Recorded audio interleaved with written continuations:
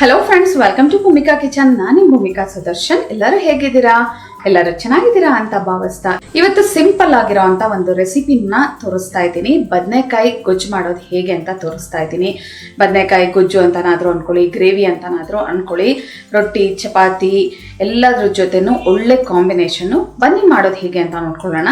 Stove on ಮಾಡಿಕೊಂಡು ಒಂದು ದಪ್ಪ ತಳ ಇರುವಂಥ ಪಾತ್ರೆ ಒಳಗಡೆ 3 ಟೇಬಲ್ ಸ್ಪೂನ್ ಎಣ್ಣೆ ಹಾಕಿದ್ದೀನಿ. ಎಣ್ಣೆ ಒಂಚೂರು ಬಿಸಿ ಆಗ್ತಿದ್ದ ಹಾಗೆ ಸಾಸಿವೆ 1 ಟೀ ಸ್ಪೂನ್, ಜೀರಿಗೆ 1 ಟೀ ಸ್ಪೂನ್. ಸಾಸಿವೆ ಜೀರಿಗೆ 2 ಚಟಪಟ ಅಂತ ಸಿಡಿಲಿ. ಸಾಸಿವೆ ಜೀರಿಗೆ 2 ಚಟಪಟ ಅಂತ ಸಿಡಿಯೋದಕ್ಕೆ ಶುರು ಆಗ್ತಿದೆ ಹಾಗೆ ಸಣ್ಣದಾಗಿ ಕಟ್ ಮಾಡ್ಕೊಂಡಿರುವಂಥ 1 ದಪ್ಪ ಸೈಜ್ ಈರುಳ್ಳಿ, ಜೊತೆಯಲ್ಲೇ 1 ಕರಿ ಕರಿಬೇವಿನ ಸೊಪ್ಪು. ತುಂಬ ದಪ್ಪ ಎಲೆ ಆಗಿರೋದ್ರಿಂದ ಇದನ್ನು ಕಟ್ ಮಾಡಿ ಹಾಕೊಳ್ತಾ ಇದ್ದೀನಿ. ಒಳ್ಳೆ ಫ್ಲೇವರ್ ಕೂಡ ಬರುತ್ತೆ ಈ ಥರ ಕಟ್ ಮಾಡಿಬಿಟ್ಟು ಹಾಕೊಂಡ್ರೆ.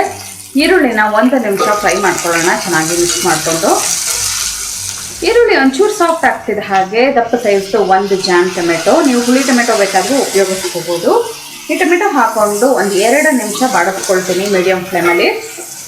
ಟೊಮೆಟೊ ಒಂದು ಸ್ವಲ್ಪ ಸಾಫ್ಟ್ ಆದರೆ ಸಾಕು, 1-2 ನಿಮಿಷ ಬಿಸಿ ಮಾಡಿಕೊಂಡು ಫ್ರೈ ಮಾಡಿಕೊಂಡ್ರೆ ಸಾಕು. 1/4 kg ಉದ್ದಿದ ಬದನೆಕಾಯಿನ ಗಾಲಿಗಳ ಥರ ಕಟ್ ಮಾಡ್ಕೊಂಡಿದ್ದೀನಿ. ಈ ಗಾಲಿಗಳ ಥರ ಕಟ್ ಮಾಡ್ಕೊಂಡಿರೋದನ್ನ ನಾನು ಮುಟ್ಟೋದಕ್ಕೆ ಅಷ್ಟು ಚೆನ್ನಾಗಿ ಅನ್ನಿಸ್ತಾ ಇದೆ. ಇನ್ನು ನಿಮಗೆ ನೋಡೋ ಅಂಥವ್ರಿಗೆ ಇನ್ನೆಷ್ಟು ಚೆನ್ನಾಗಿ ಅನ್ನಿಸ್ಬೋದು.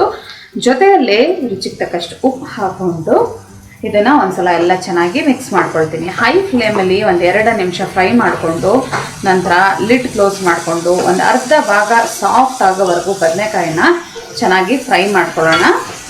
ಮೀಡಿಯಮ್ ಟು ಹೈ ಫ್ಲೇಮಲ್ಲಿ ಬದನೆಕಾಯಿನ 1-2 ನಿಮಿಷನೇ ಚೆನ್ನಾಗಿ ಫ್ರೈ ಮಾಡ್ಕೊಂಡಿದ್ದೀನಿ. ಇವಾಗ ಲಿಡ್ ಕ್ಲೋಸ್ ಮಾಡಿ ಸ್ಟವ್ ಕಂಪ್ಲೀಟ್ ಲೋ ಫ್ಲೇಮಲ್ಲಿ ಇಟ್ಬಿಡ್ತಾ ಇದ್ದೀನಿ. ಲೋ ಫ್ಲೇಮಲ್ಲಿ 3-4 ನಿಮಿಷ ಬೇಯಿಸ್ಕೊಳ್ಳೋಣ. ಮಧ್ಯ ಒಂದ್ಸಲ ಲಿಡ್ ಓಪನ್ ಮಾಡಿಕೊಂಡು ಮಿಕ್ಸ್ ಮಾಡ್ಕೊಂಡಿದ್ದೆ. 1/4 ಭಾಗದಷ್ಟೇ ಬದನೆಕಾಯಿ ಬೆಂದಿದೆ. ಹಿಂಗೆ ಪ್ರೆಸ್ ಮಾಡಿದ್ರೇ ಗೊತ್ತಾಗ್ತಾ ಇದೆ ಲೈಟಾಗಿ ಸಾಫ್ಟ್ ಆಗಿದೆ.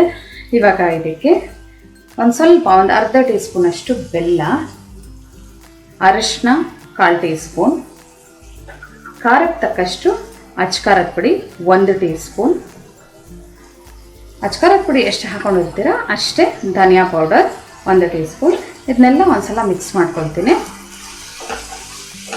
ಎಲ್ಲ ಪೂರ್ತಿ ಲೋ ಫ್ಲೇಮಲ್ಲೇ ಮಾಡ್ಕೊಳ್ಳಿ, ಯಾಕೆಂದರೆ ಇದೆಲ್ಲ ಹಾಕೊಂಡ ನಂತರ ಘಾಟ್ ಆಗಿಬಿಟ್ಟು ಸೀದೋಗೋವಂಥ ಚಾನ್ಸಸ್ ಇರುತ್ತೆ. ನೋಡಿ ಎಲ್ಲ ಈ ಥರ ಮಿಕ್ಸ್ ಮಾಡಿಕೊಂಡು ಇವಾಗ ಇದಕ್ಕೆ ಸ್ವಲ್ಪ ನೀರು ಹಾಕೊಳ್ಳೋಣ. ಈ ಬದನೆಕಾಯಿ ಬೇಯೋದಕ್ಕೆ ಎಷ್ಟು ಬೇಕೋ ಅಷ್ಟು ನೀರು ಹಾಕಿದ್ರೆ ಸಾಕು. ಇದು ಹೇಗಿರ್ಬೇಕಪ್ಪ ಅಂದರೆ ಗೊಜ್ಜು ಹದದಲ್ಲಿರಬೇಕು. ಅದಕ್ಕೋಸ್ಕರ ಒಂದು ಸ್ವಲ್ಪ ನೀರು ಹಾಕೊಳ್ತಾ ಇದ್ದೀನಿ. 1/4 ಲೋಟಕ್ಕೂ ಒಂದು ಸ್ವಲ್ಪ ಕಮ್ಮಿ ಹಾಕ್ತಾ ಇದ್ದೀನಿ. ಒಂದ್ಸಲ ಎಲ್ಲ ಚೆನ್ನಾಗಿ ಈ ಥರ ಮಿಕ್ಸ್ ಮಾಡ್ಕೊಳ್ತೀನಿ. ಒಂದು ಕುದಿ ಬರಲಿ. ಕುದಿ ಬರ್ತಿದ್ದ ಹಾಗೆ ಲಿಡ್ ಕ್ಲೋಸ್ ಮಾಡಿಕೊಂಡು ಈ ಬದನೆಕಾಯಿ ಸಾಫ್ಟಾಗಿ ಬೇಯಬೇಕು, ಅಲ್ಲಿವರೆಗೂ ಚೆನ್ನಾಗಿ ಬೇಯಿಸ್ಕೊಳ್ಳೋಣ. ಕುದಿ ಬರೋದಕ್ಕೆ ಶುರು ಆಗಿದೆ ನೋಡಿ. ಎಲ್ಲ ಈ ಥರ ಮಿಕ್ಸ್ ಮಾಡಿಕೊಂಡು ಲಿಡ್ ಕ್ಲೋಸ್ ಮಾಡ್ತಾ ಇದ್ದೀನಿ. ಇದೊಂದು 3-4 ನಿಮಿಷ ಬೇಯಿಸ್ಕೊಳ್ಳೋಣ. ನೋಡಿ ಚೆನ್ನಾಗಿ ಬದನೆಕಾಯಿನ ಬೇಯಿಸ್ಕೊಳ್ತಿದ್ದ ಹಾಗೇನೆ ಅದರಲ್ಲಿರೋಂಥ ನೀರಂಶ ಎಲ್ಲ ಕಮ್ಮಿ ಆಗಿದೆ. ಇನ್ನು ಪ್ರೆಸ್ ಮಾಡಿದ್ರೇ ಗೊತ್ತಾಗ್ತಾ ಇದೆ ಬದನೆಕಾಯಿ ಸಾಫ್ಟಾಗಿ ಚೆನ್ನಾಗಿ ಬೆಂದಿದೆ. ಇವಾಗ ಇದಕ್ಕೆ ಮೇಯ್ನ್ ಇಂಗ್ರೀಡಿಯೆಂಟ್ 2 ಟೇಬಲ್ ಸ್ಪೂನ್ ಕಡಲೆಕಾಯಿ ಬೀಜನ ಕುಟ್ಟಿ ಪುಡಿ ಮಾಡ್ಕೊಂಡಿದ್ದೀನಿ. ನೀವು ಬೇಕಾದರೆ ಮಿಕ್ಸರಲ್ಲಿ ಕೂಡ ಪುಡಿ ಮಾಡ್ಕೋಬೋದು, ಆದರೆ ಕುಟ್ಟಿ ಪುಡಿ ಮಾಡಿದ್ರೆ ತುಂಬಾ ರುಚಿ ಜಾಸ್ತಿ. ಸಣ್ಣ ಕಟ್ ಮಾಡ್ಕೊಂಡಿರೋ ಅಂಥ 1 ಟೇಬಲ್ ಸ್ಪೂನ್ ಕೊತ್ತಂಬರಿ ಸೊಪ್ಪು. ಇದನ್ನು ಹಾಕಿ ಒಂದ್ಸಲ ಮಿಕ್ಸ್ ಮಾಡ್ಕೊಳ್ತೀನಿ. ಇದು ಹಾಕಿ ಮಿಕ್ಸ್ ಮಾಡ್ಕೊಳ್ತಿದ್ದ ಹಾಗೆ ನೀರಂಶ ಏನಿದೆ ಅದೆಲ್ಲ ಕಂಪ್ಲೀಟ್ ಡ್ರೈ ಆದಂಗೆ ಆಗೋಗ್ಬಿಡುತ್ತೆ. ಆದರೆ ಇದನ್ನು ನಾವು ರೊಟ್ಟಿ ಚಪಾತಿಗೆ ಉಪಯೋಗಿಸೋದ್ರಿಂದ ಸ್ವಲ್ಪ ಗೊಜ್ಜಿನ ಹದದಲ್ಲಿ ಇರಬೇಕು. ಇನ್ನೊಂದು 2-3 ಟೇಬಲ್ ಸ್ಪೂನ್ ನೀರು ಹಾಕ್ಕೊಂಡು ಒಂದ್ಸಲ ಎಲ್ಲ ಚೆನ್ನಾಗಿ ಮಿಕ್ಸ್ ಮಾಡಿಕೊಂಡು 2-3 ನಿಮಿಷ ಇದನ್ನು ಚೆನ್ನಾಗಿ ಕುದಿಸ್ಕೊಳ್ತೀನಿ. ನಿಮಗೆ ಪರ್ಫೆಕ್ಟ್ ಆಗಿರೋವಂಥ ಬದನೆಕಾಯಿ ಗೊಜ್ಜು ರೆಡಿ ಆಗುತ್ತೆ.